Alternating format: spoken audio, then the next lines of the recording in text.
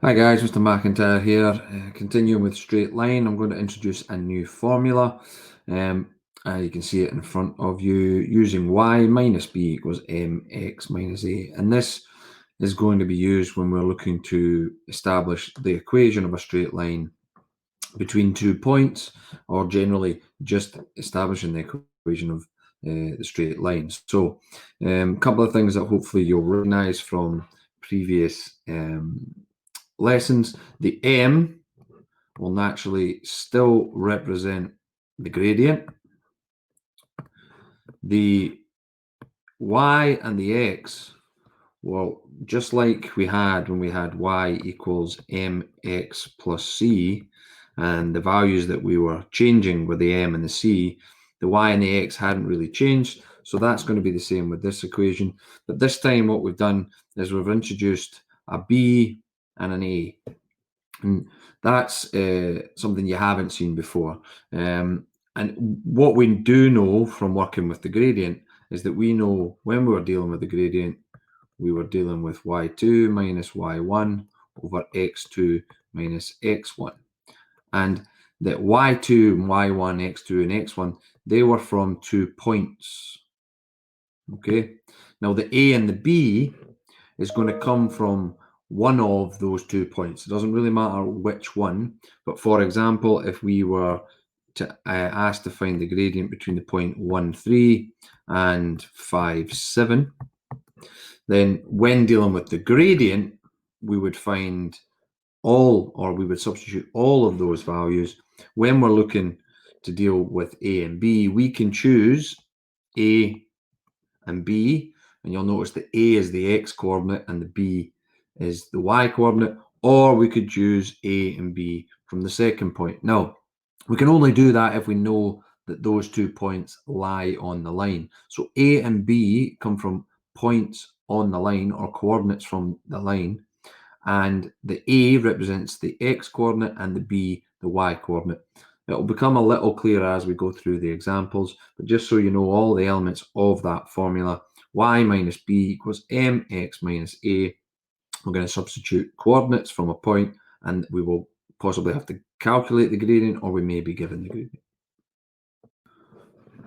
Right, let's dive straight into an example. Okay, example 1. If the gradient of a line AB is 2 and it passes through a point B, 3, 4, find the equation of the line. And this language is very important here. If the gradient is 2, we know that, and the passes through the point B, 3, 4, and this is what I'd said before, we have to have the point that's going to give us our A and B has to lie on the line. So that's very important. Now, what we would do is we would go through a similar process where we would be labeling points, and if we needed the gradient, we would do with the y2, y1, x2, x1. But in this case, what we need to do is label the A and B. Now, I've actually jumped ahead, substituting the gradient and A and B from point B. We can see, if you have a look at what I've highlighted in green there, we can see that I've kind of extracted the A and B before we did this to make life a little bit easier. But what you would naturally just do is have your A and B above that. That then lends itself to A is 3, B is 4. The gradient we know is 2, which has been given, and we'll recall the subscript, the small AB, that reads the gradient of the line between point A and B.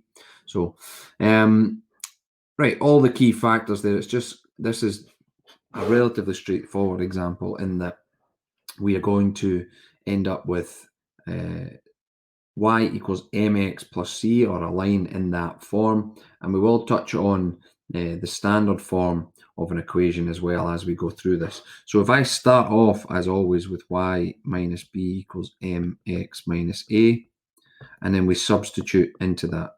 These little 3 dots that you'll see here, I've mentioned it before, those represent therefore. So y stays as it is. Take away the b value, which we get from over here. The b value is 4. Okay, so y minus 4, the m is 2, the x stays as it is, and the a is 3. So we have a formula that we can break to where we need to break a bracket and we need to rearrange things. Right? So what we have is we have y minus 4. What we're going to deal with first of all is this bracket. Remember, numbers outside a bracket, multiply each term inside the bracket. So 2x minus 6. And it's a minus because we can't forget that that's a negative 3. And on that point, if at the front of this value here where we input our gradient, if there's a negative value here and a negative value inside the bracket, we'll need to take great care that we don't have, that we take into account the double negatives. So what we've got here, we've got the beginnings of a very simple equation that we need to simplify. Hopefully you'll recognize this minus 4 needs to jump over to the other side. You were done with changing the subject. We do the opposite operation on the opposite side. So 2x minus 6, okay, plus the 4 gives us minus 2. So y equals 2x minus 2. Okay, example 2, very similar. This time, however, the gradient of the line is given as a fraction, and I want to show you how we deal with the fractions. We have a gradient of the line PQ. That's why you'll see it's M subscript PQ, and it passes through 6, 1. Find the equation of the line PQ. We would go through the same process. We would highlight our A and B above the point. If we are given 2 points, it can be one coordinate or the other. And we can't mix the points though, and I'll explain that in the next example. So we've got A is 6, B is 1, and the gradient is 2 over 3. So let's substitute into the equation. We've got y minus b equals mx minus a. So therefore, y minus 1 equals 2/3 x minus 6. Now, at this point, we have multiplication of fractions. We've got the bracket that needs to be multiplied by fractions. Now, some teachers have different ways of dealing with this. I like to remove the fraction as quickly as we can so that we're not making small errors when we multiply by fractions. However, if you have a method and you're happy to break the bracket by multiplying by the fractions and it's working, feel free to do that. So what I prefer to do is I prefer in the first instance, at the moment, this 3 is going to be dividing everything on the right hand side. So what I prefer to do is just simply bring it over to the left hand side and multiply everything on the left hand side by 3. So we have 3 times y is 3y, 3 times negative 1 is negative 3. Forgive me. That leaves 2 bracket x minus 6, and it just makes it look that little bit simpler. Yes, we're going to have to simplify the 3y a little bit later, but for the purpose of just making sure we're processing the equation in the right manner, I think this is a little bit simpler. So now we have 3y minus 3 equals 2x minus 12 because we multiply everything inside the bracket, and we go about rearranging as we would have done before. 3y equals 2x. We're going to add the 3 to the minus 12, so that becomes minus 9.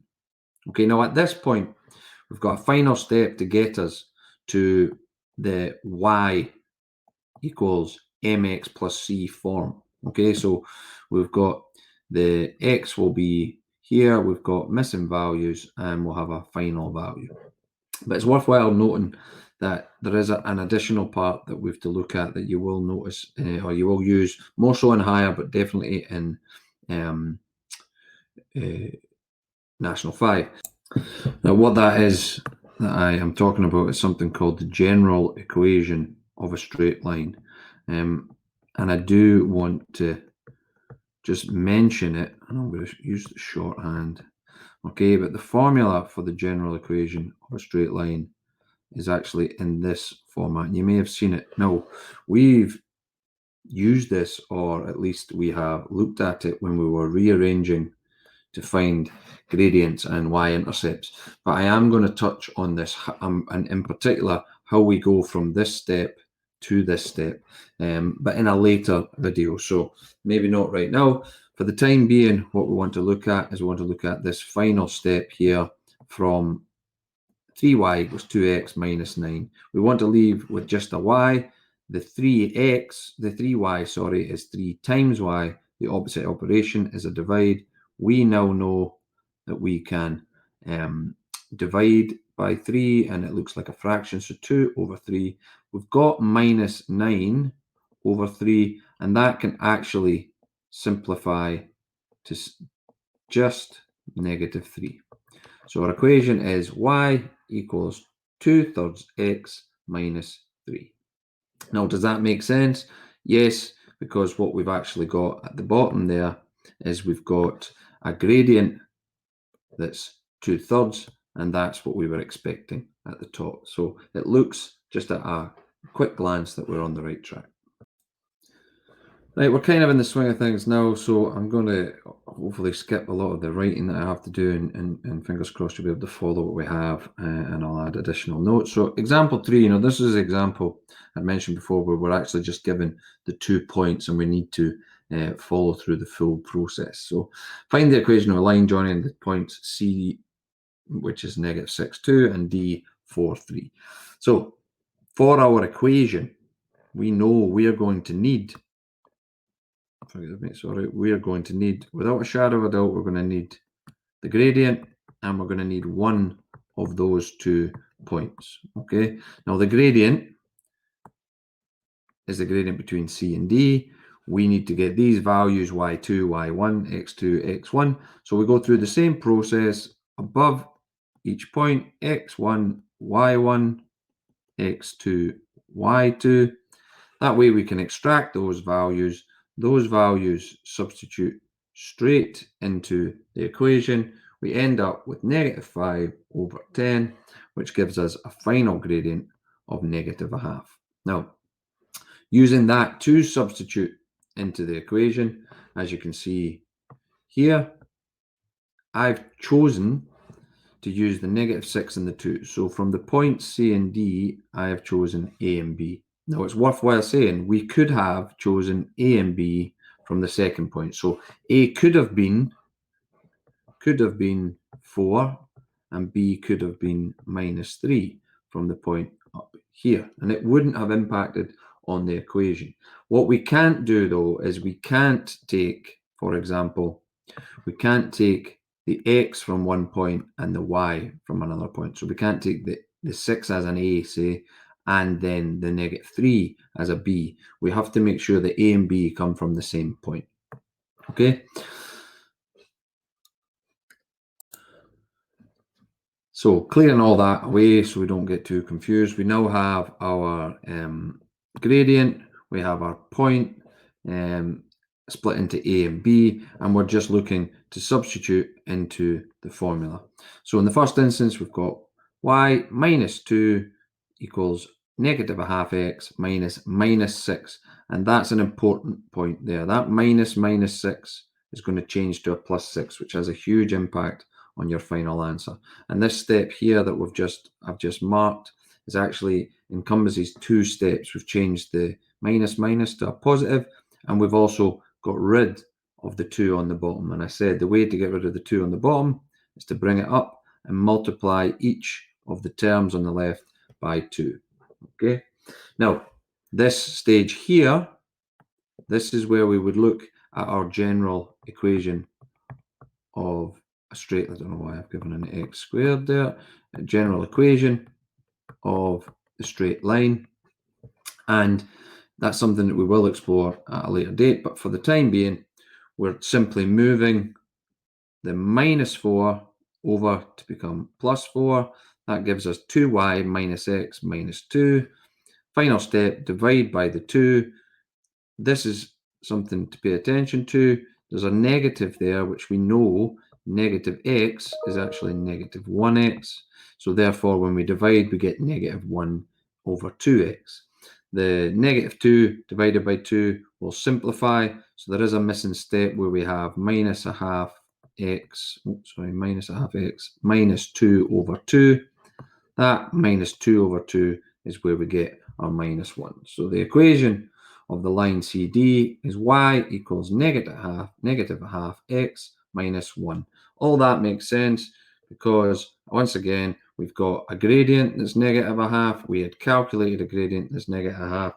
And other than maybe checking your arithmetic to make sure you've gone through the algebra correctly, then we should be pretty confident that we've got the correct equation.